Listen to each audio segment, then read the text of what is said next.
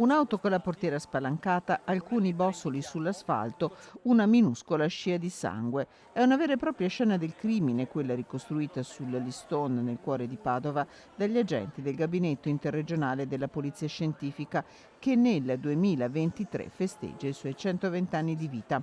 Un ramo della polizia in continua evoluzione. Al passo coi tempi ci evolviamo ogni giorno per fare in modo che l'identificazione dell'autore del reato o di una vittima di un reato possa essere sempre il più precisa possibile, possa essere rispondente ai canoni e ai target di un mondo che è in continua evoluzione. Oggi si parla sempre più spesso di tracce digitali, si parla sempre più spesso di DNA. La polizia scientifica 120 anni fa, al momento della sua fondazione, partiva con le impronte digitali che erano un mezzo rivoluzionario per l'identificazione di una persona. Nella sede di Padova operano un centinaio di agenti di polizia, ognuno con una precisa specializzazione, pronti a intervenire sulla scena del crimine in Veneto, Friuli Venezia Giulia e Trentino Alto Adige.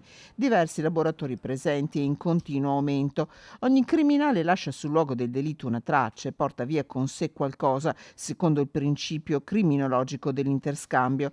La ricerca delle tracce, come questa che vi mostriamo, quella di un'impronta digitale, un segno unico e irripetibile su una bottiglia di vetro grazie alle onde luminose, o il racconto lasciato dal sangue, sono fondamentali per assicurare chi ha commesso un reato alla giustizia.